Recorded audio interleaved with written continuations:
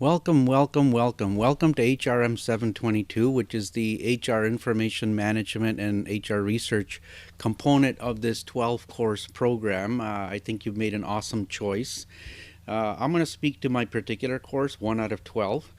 And you'll find that there's at least one or two things in this course that are the absolute essential, the must to get that first job into the HR profession, and you want to pay close attention. I'm going to make this course quite appealing for you, actually educational and enjoyable at the same time, especially since we're doing this via video and distance.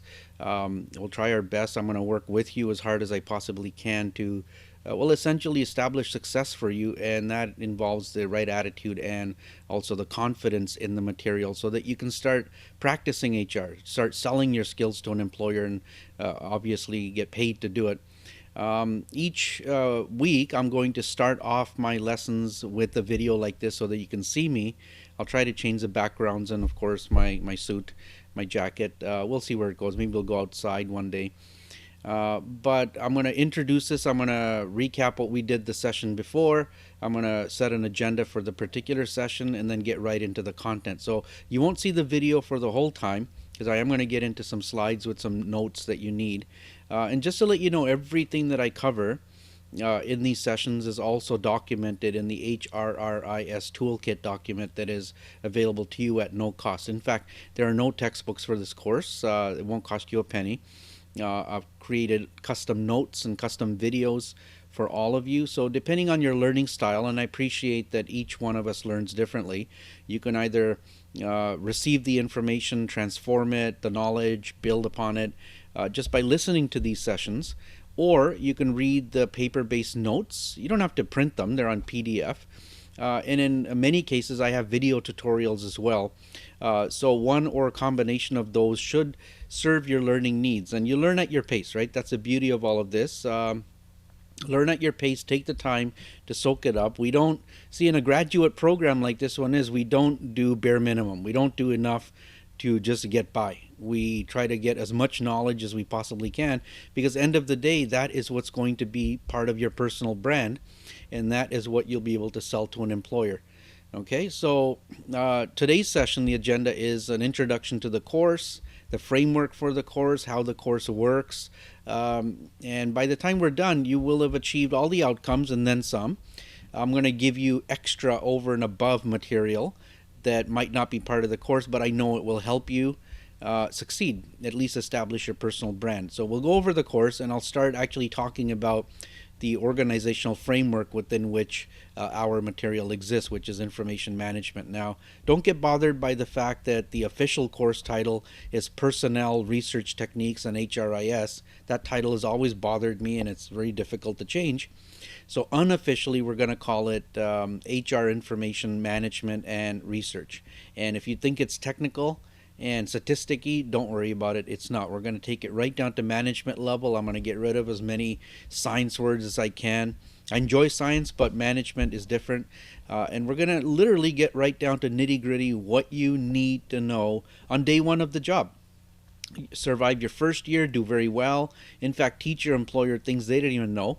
And then you're going to build upon that. So I'm going to essentially give you framework within which to build upon the knowledge that you have. So in that way, we're no different than doctors or lawyers or engineers who get framework of medicine, let's say, framework. They don't become truly a doctor when they graduate medical school. They get framework, and then they practice medicine. And practicing medicine is about evolving that framework to add patient profiles, knowledge, diagnostics, capabilities, and so on, so they become really good doctors. HR people are no different. In this program, you are going to get framework within which to think, framework within which to be resourceful, know where to find additional information, and over the years, you will practice HR, and you'll become good at it, to the point where when you're a director or VP or manager, you don't have to scramble and go for notes. You just know. It's intuitive, meaning you've made mistakes before you've learned from them, and that you build upon that to become a true practitioner. Now, I'm assuming all of you have passion.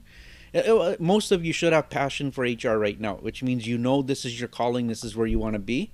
Some of you, I get, maybe ruled out other parts of business, so you've ruled out science and HR just happens to fit. You will develop passion, okay? And then some of you might be in the program just because it's a thing to do, maybe for points or PR, work visa, whatever it might be. And that's okay. I respect that. Just make sure that you learn maybe nothing specific to HR itself, but general business practices, management styles, that sort of thing. Make sure you get something out of this as well. So what I'm going to do is I'm going to switch over and we're going to go right into the notes. And each week you'll see sessions just like this, okay?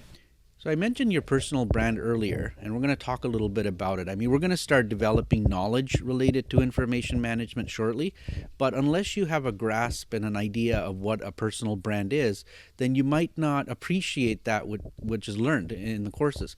So imagine you are a product, which you are. You're a product. You're about to try to sell yourself as a professional to an employer. The employer is the customer. That customer has a job. Let's say HR advisor or HR coordinator or HR assistant. They are going to send the word out that they're looking to buy a person, a credible person with the competencies, knowledge, skills, abilities required to do the job well at the right price. Now, there's 100 people who are going to apply. And if you look like all the other 100 people, that's okay. It's going to be very difficult to figure out why you got chosen or you didn't get chosen. So you want to separate yourself out, and the way that happens is brand. And by the way, physically, that's either on your resume or on your LinkedIn or your blog, whatever you might have. Now, in this particular course, I'm going to give you one or two things, Excel, for example, that are absolute minimums. So imagine an employer is going to look at your resume, and they're going to check off. All the 100 people, they're going to check off if they have the bare minimum. And part of the bare minimum, I mean, to give you an example, your ability to breathe, right? I mean, and communicate. How's that? Use your voice in one way or another to communicate. But then if you have additional things, like you don't need to have high-end knowledge of compensation or health and safety at that point. They'll look at that later. But the bare minimum, okay? And one or two of those things come out of this course. Now, the more layers of branding potential that you add to your own brand, the better you look, and you end up in the top 10. So for example, if out of 100 I want to be left with 10 resumes, what makes me put your resume on a pile to the right of me, the keep pile? The pile on the left of me is a throwaway pile. Now, I have a huge network of HR people, 5,000 people strong, and you know what I tell them? I tell them right away, if anybody applies for an HR job, number one, if they don't have Excel on it, okay, then throw it away. Right away. And I got to tell you, 98 out of 100 people have Excel. To have it done well, that's going to be you. So now you can prove you know Excel very well because you took my course. Now your resume automatically goes in the good pile.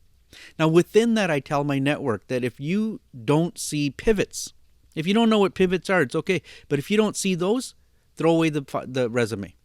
And then put the good resumes on the right-hand side. So now the pile only has 5 resumes. And then out of those 5, I get to interview. I get to know you. So personality, your attitude, the way you communicate, your image, the way you present yourself are all important part of your brand. They're all important parts.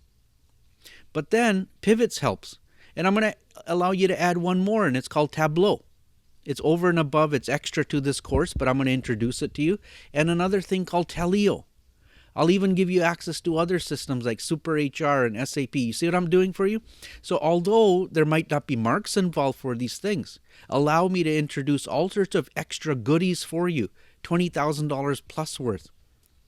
That if you were to do those either now or in the next 12 months when you're more relaxed, you have more time, then your brand looks that much more solid.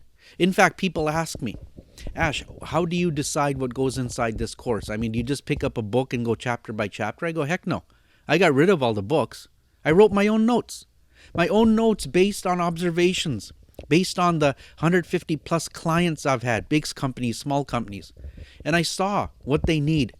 We actually have coffee with these employers all around us, downtown, all around the campus, all these big headquarters. And we asked them, what would it take for you to hire one of our HR people before anybody else? And they get excited. They go, yeah, wow, you're going to create a custom product for me? I go, yeah, sure. Forget the silly things like making coffee and using a photocopier. I'm talking about good skills that they want to buy right now and skills for the future that they might not even know about. So what I do is I research the heck out of that. I package it up in the form of intellectual packages, and I deliver those packages to you in terms of, let's say, a lecture like this or video tutorials or notes, guest speakers, what it might be. And I deliver those to you each week. And then it's up to you to receive it one way or another, the way you like to receive it. And I don't believe in leaving knowledge on the table. Just because you got some of it, enough to get by, that's not good enough to me. So as a grad student, and I shouldn't even call you a student right now, but as a grad, you need to forget about marks. You will get the mark you get, okay? Don't worry about that. But you're going to work hard with less tension, less anxiety, less pressure about the mark. You're going to spend more time soaking up and listening and making sense out of the knowledge that you're getting in these 12 courses. Remember, it's framework, right? And the more you pay attention to, the better off you are. Listen, I don't care. You can get an A+ in this course and not know anything. Some of my best students have gotten B's and C's. And I ask them sometimes, and they go, we don't really care about the grades. We spend more time focusing on the learning. And they're the most successful people that we have right now out in industry. So I want you to take time to start building your personal brand. Ask yourself, what is it that my employer, my customer needs? What do they want to see? So in addition to fixing your LinkedIn and your resume, consider starting a blog. And a blog is just simple. You don't have to keep writing on it. It's like a website where you start talking about various things you've done, any project you've done, any studies you've done, any research you've done in school, and then present it as if you got paid for it. So when people see the exposure you've had out to all these different things, then you become a stronger brand. And then start working on your communication as well. Now, let's go over to the course. I want to get some things out of the way. By this time, you would have seen My Seneca. You would have been able to log in.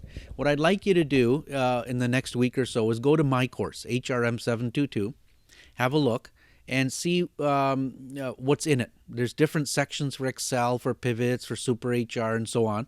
See the resources available to you. Now, there's a lot. Not all of it's official. You don't have to do all of it. Don't freak out.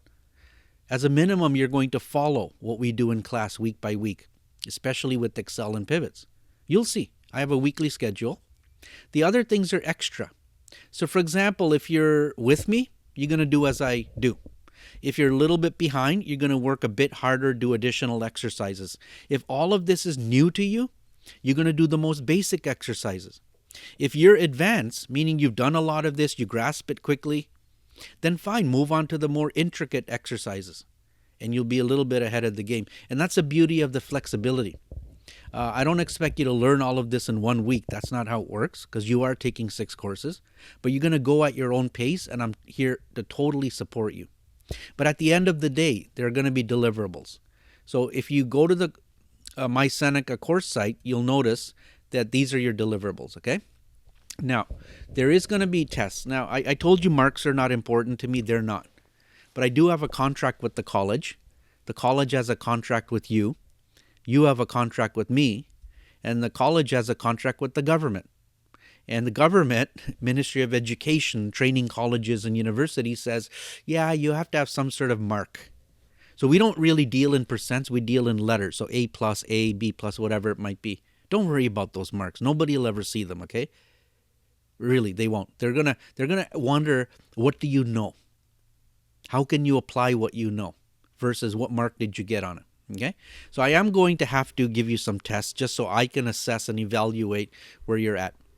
They're all open book. That's a cool thing. And I'm going to give you first test at 45% Excel test. Then a pivot test, then a written test. Now, it says online. Ignore that. It's all online. And then there's going to be 10% other. And I like this component because it's discretionary. I get to decide with you, actually, or you help me decide, what can you do to earn those 10 discretionary points? And I've got ideas. Don't mind. Okay, I've got the ideas. I know what I can ask you to do to earn them. But if you have some sort of creative ideas, please email me. One of them isn't just give it to us. Okay, I'm not going to do that. That's not right. But for example, I have a thing called Tableau, data visualization. Maybe you've never heard of it. That's okay. It's awesome. It's hot right now. People love to see it on their resume. There's another thing called Taleo, which is an applicant tracking system. And again, nobody else is getting this. You are the only HR program right now that is getting Pivots, Tableau and Taleo, and Microsoft Office Specialist. So I might just introduce that to you. Although I can't officially force you to take marks, I could say if you do it, then maybe I could redirect that 10% towards that effort. And the better you do, the more of those marks that you'll get. So what a great way to pick up extra bonus points for doing something that I would ask you to do because it's good for you. Isn't that awesome? But if you come up with other ideas, that's okay too. Okay? So now how things work on a weekly basis, don't worry too much about that. When you log into My Seneca, you're going to see live sessions or weekly sessions, week 1, week 2, week 3. And in each folder, you're going to see what you need to do. So for example, this is week 1. Week 1, there's not much. You're here, you're listening to this. You're picking up what the course is about. I'm going to lecture a little bit soon. And that's it. Just soak that up and explore the My Seneca environment. So next week in week 2, we'll talk a little bit more, develop more framework, give you more ideas, and then we're going to start Excel. And with Excel, I'll give you a spreadsheet. And if you could do that spreadsheet, what we did in class, you're good to go. Week 3, we'll keep adding. Week 4, we'll keep adding. And you're going to feel so comfortable with this environment, this course.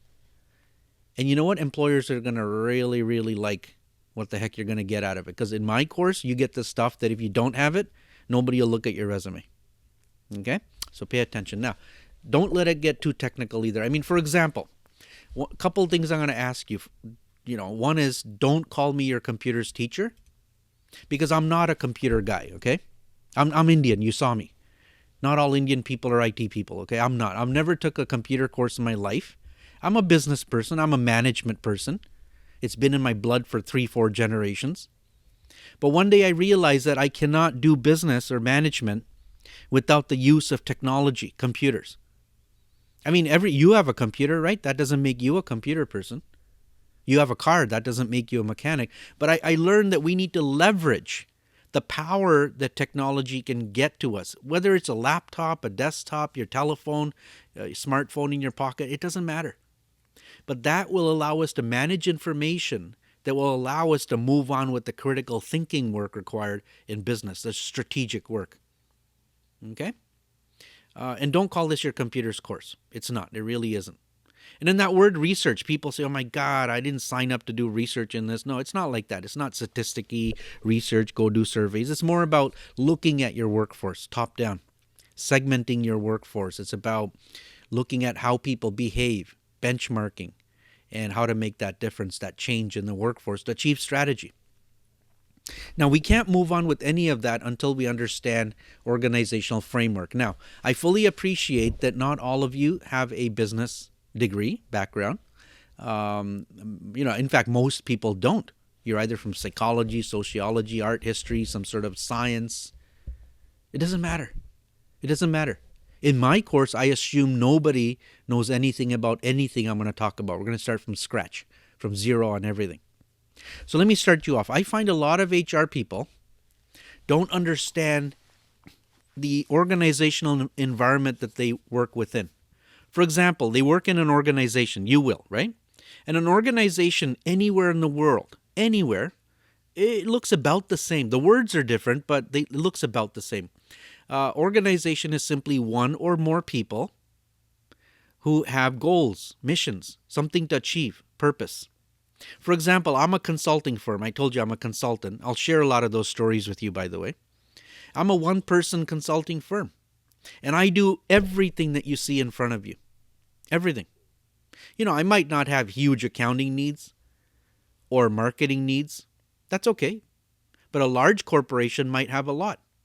Whether you're manufacturing, service, government, for-profit, not-for-profit, it doesn't matter. So I'm going to draw two contrasts. One is, let's take a large company that manufactures things like General Motors, right? They make cars. They also make trucks and airplanes and satellites. And the other company I'm going to look at is a law firm. Now, a law firm is a group of lawyers that practice law. They don't manufacture anything physically, okay? They use their minds. And for every minute that they're using their mind for a client purpose, they get to bill. So guess what my very first job was? See, I had business training, and my first job ever, if you don't mind, I'll tell you, was to work. Well, my dream was to work at King Street and Bay Street, downtown Toronto. And that is the financial center of Canada. And I just wanted, it was my dream just to work there.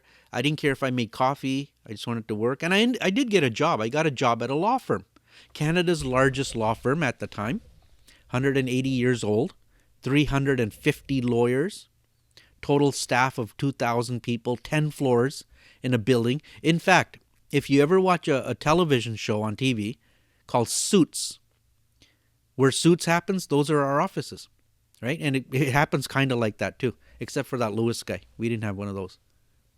But anyways, imagine this. General Motors has a whole lot of people in a box called executive. Look at the diagram in front of you. In that box are directors, presidents, chief information, chief executive, chief administrative officers, CHRO, you name it. Maybe VPs. And they set the strategic direction. They take the ultimate risk. They see the future. They probably get paid the most because they made most of the mistakes. They've gained experience to their mistakes. So General Motors has thousands of those people.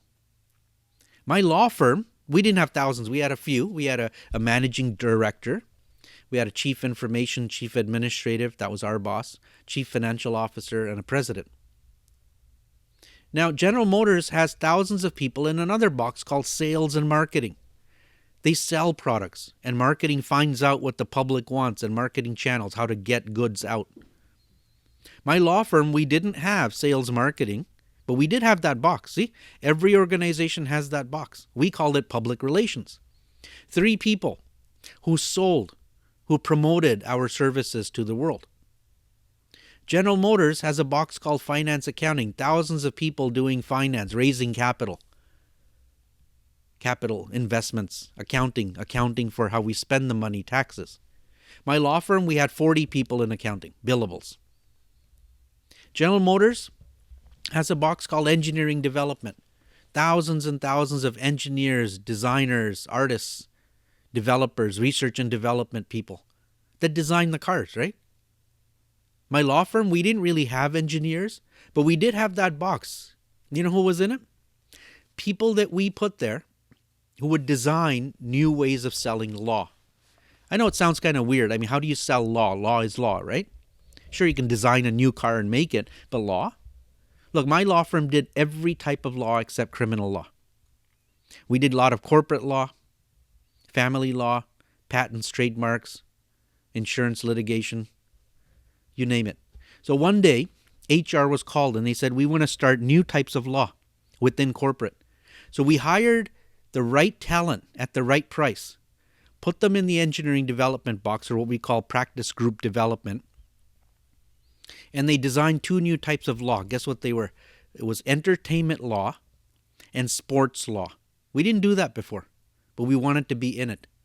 So these lawyers that we hired were so good, we also hired support staff. See how HR helps? That they built these practices, we got them the offices, hired another 30 people for them. Within a year, we ended up getting all the major concerts in Canada, all the major rock groups, or I should say musical groups, pretty much every show, Broadway, what do you call, not Broadway, but kind of stage show that happened, and every sports team, except for Vancouver. Now, General Motors has a box called production, which is the largest box. That would be 250,000 people who actually work in the facilities, the factories that make the cars. Right? Think about it. My law firm, we also had that box. Those are the lawyers, 350 lawyers who didn't produce cars. We didn't produce anything physical, but we produced a service. So every minute a lawyer thought on behalf of a client was billable. And then, of course, there's miscellaneous, which is all the support people like IT, security, cleaning staff. And technically, HR would be in that box as well, support. But we're special. We get our own box. So I think you get the idea. If you're working in HR and you have no idea about the other areas of your organization, you have to ask yourself, Who are you doing HR for? You don't do HR for yourself. You do it for people in these other boxes. So it is truly important, even before you apply for a job, to appreciate the uniqueness of people in each of those boxes. And those boxes, by the way, like production, would be split into even more, like manufacturing, distribution, warehousing, transportation, logistics. But you should know that unique nature of your organization. You know, Coca-Cola is different than General Motors, is different than my law firm, is different than a hospital, is different than a bank. And if you know the type of industry that you might want to work in, start looking at it now. Start talking to people, start researching, start asking questions.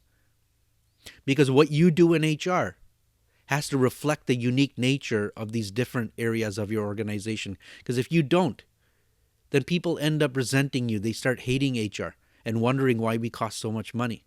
But if you react and you create policies and programs to meet the needs that are unique to each of those boxes, you become popular. So now let's have a look at that HR box. What within HR, what is it that we do unique? And normally I'd ask you and you'd say the obvious, you know, we pay people, we do health and safety training. But here you go. There's more than you think. I mean, you're taking 12 courses, right? At least 10 of those courses have to be something. So HR planning is the whole process, senior level, that decides on the supply of people in the future and the demand for people. How many do we need and how many will we get? It plans for the use of people using charts and tables. Staffing, recruitment, selection, I think we all get. Once we have a need for people, we staff that person. Staffing also means letting go people that are not working out, right? Think about it. That's important. Compensation we all get. That includes pay, benefits, recognition, rewards, pensions, that sort of thing. Training development, health and safety, time management, that's a thing. It's not a specialty. It's just keeping track of vacation and absences. We'll talk about that later. There's a role called performance management. Labor relations if you have a union. Employee relations if you don't have a union and you don't want one. Legal compliance, although not a specialty in HR, it is something that's important to put up there because everybody has to do legal compliance. In fact, next week we're going to talk about that. And then there's a side role called payroll that actually gets money out to the people that need it. I mean, if you think about it, if you don't pay people on time, then everything else you do in HR is irrelevant, right? And there's a box in the middle called HRIS, and that's this course, HR Information Management or Systems. It's the role within HR that ties all the intelligence together, makes it available, makes information available to people when they need it, how they need it. So what I'd like you to do in the next few months, if you're not sure today, and you just want to be a generalist, a person who does a bit of everything, that's okay. But at some point, if you realize, hey, you know, I want to specialize in one of these things, you know what? I think you'll have a much better career. Because a generalist doesn't get to do all of it, you see? Generalist dabbles in a bit of this, bit of that. For example, generalists won't do planning. They'll do staffing. They'll do time management. They will manage performance, but won't set performance systems up. They'll do legal compliance for sure, and probably payroll. But we need specialists for compensation, for training, for health and safety, and labor relations. And the hot ones right now, to be honest, are benefits, health and safety, and HRIS. And I'll do a session for you later on, a separate private session, talking about different pathways to fulfilling careers within HR, not just HR in itself. And I'll show you very low cost or free pathways of how to get there, how to set your profile, your brand, faster than anybody else to get there. So I'll do a session like that later, okay? But there's a lot of things here that you can consider. Now, generalist, of course, would do a bit of everything. So there could be one person in your company doing all of this stuff because you're a small company. But then you're probably not doing heavy-duty training. You probably might not have a union. Performance is very simple to do. Or you might be a large company where there's several people doing all of this. And I'll give you an example. At Seneca College, we have a total workforce of about 4,000 people, okay? And we have one entire floor in a big building that's just for HR. So HR planning, it comes out of the VP's office, and there's 2 people associated with that. Staffing, there are 6 people. Comp, benefits, pensions, pay, there are 11 people. Training development, there are 7 people. Health and safety, there are 3 people. Time management is just done automatically. Performance is coming out of various departments, so there's no one person doing it. Well, there's 1 director, okay, and 2 associates. Labor relations, we have, I think, 7 people, including a director. And we don't have legal compliance. Most companies don't have lawyers in HR. Very large ones might. But you might be that one person in your HR department who can navigate the legal landscape better than anybody else. It doesn't mean you're a lawyer. It means you can talk to a lawyer, but you kind of know what the laws are and where to look for, which government agency to call, Ministry of Labor, etc. That might be your thing. And then, of course, payroll. Now, as an entry-level job, if you know a little bit about payroll, it helps. If you get certified in payroll, CPA, I think it's 2 extra courses. It really helps you get that first job. But payroll is not necessarily where you want to be as a career. It is a good career. But this program is not designed to make you into payroll people. That's a whole different thing. Okay? Now, if you think about it, in an HR department, whether it's 1 person or several people doing all of this, there's an awful lot of data related to each one of these things. You might not know what all that data is. I mean, as an example, a person's name, the social insurance number, how much they get paid, their hire date. I get it. There's thousands of things, and each one is unique. So that if you don't have management systems, tools that help you manage that data, the burden becomes too big. And what happens is, although the data, the information is there, and there's so much of it now, you might not, as a human, you might not get to all of it. You will not use all of it. Now, I'll let you in on a little secret. Don't get offended. Humans are the laziest living things in the world, okay? Now, we're the smartest. So imagine we figure out how to do something. And we know it's good for us, so we do it a few times. But then because it is burdening, because it is tedious to do, we tend to get lazy and stop doing it. But if we introduce technology, computers, let's say software like Excel and Tableau, that allow us to do that data management that we don't like to do, but we know we want to do it, then we tend to do it because the technology is going to help us. It's sort of like driving. If you can drive, I mean, you don't have to walk, right? I mean, we all like to travel. And then walking, we tried it, then you get tired and you give up. But the car extends our ability to navigate, to travel. Think of it that way. Okay? So now, one more thing before we end. There's this concept of data versus information. Now, I know a lot of people in the world, most people, would use the word data and information interchangeably. And that's fine. Okay, I'm okay with that. But it's not true, actually. All information in the world is data. Yes, it is. But not all data is information. So think of data as just raw, without meaning. Numbers, words, letters, numbers. ABC, 1, 2, 3. Even if you have a picture or a audio recording or video, that's still data. The name of the file would be data.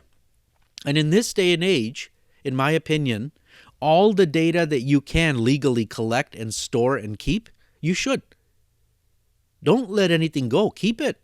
Because hard drives and the cloud is either free or it's very cheap. So let's just keep as much data as we can. Not all of it's useful, though. And when we have so much data available to us, the task is to get to the good within that mountain, that pile of data, so that we can do something with it. So when you take data and you find the stuff that is useful today, and you put meaning around it, it becomes information. Data with layers of meaning is information. Now, if we learn how to harness the power within all of that data using technology, computers, software, tools, and we could get inside that data quickly, meaning sort out and filter only the good stuff, leave the rest behind, so that we can look at all the good information quickly, accurately, we can now start thinking about what that means. And thinking pays an awful lot more money than getting. Thinking is what pays money. Now, when you have information in front of you and you see either problems or opportunities, problems or opportunities, problems or opportunities, and you decide to take action, that's called actionable knowledge. That's where we want to be super quick. We have the data, it's already there. We don't want to be lazy about it. We don't want to ignore any of it. We don't want to leave any of it behind. We want to get to it quick, turn it into information so we start thinking about it. And we start thinking about it, we take action on it, and now we are strategic. We are successful. We don't experience as many problems as other people. We are profitable. We're socially responsible, forward. All that good stuff that you think about when it comes to business. That's what we get to do with it. Organizations who don't have that knowledge of converting data to information are the ones who get left behind. They're the ones who cannot compete well enough. They're the ones who lose people. They're the ones who lose customers. They're the ones who don't innovate. So your ability to convert data to information quickly and efficiently and visualize it is what's going to make you the biggest dollars in the business world. I kid you not. The rest of this course is about introducing the right tools that's going to allow you to do that. Right? And then think even beyond that. Artificial intelligence, blockchain. We'll cover those topics off. Now, keep in mind though, we're HR people. We're not technical people. The more technical knowledge you have, of course. Sure, it's not a bad thing. It's like if you drive a car, you don't need to know how to open the engine compartment, the hood, and fix the engine. No, we have mechanics for that. It would be nice if you were able to do it and kind of troubleshoot a little bit, but you don't have to. See, the beauty of HR people is we can hire people to do things we don't know how to do. Hire IT people, hire programmers. If you don't know the math stats side to it, hire the stats people. Don't worry about it. You then become the architect, the thinker, and that's what I want to pay you big dollars for. Okay? We'll see you in the next session. We're going to explore more around the same idea.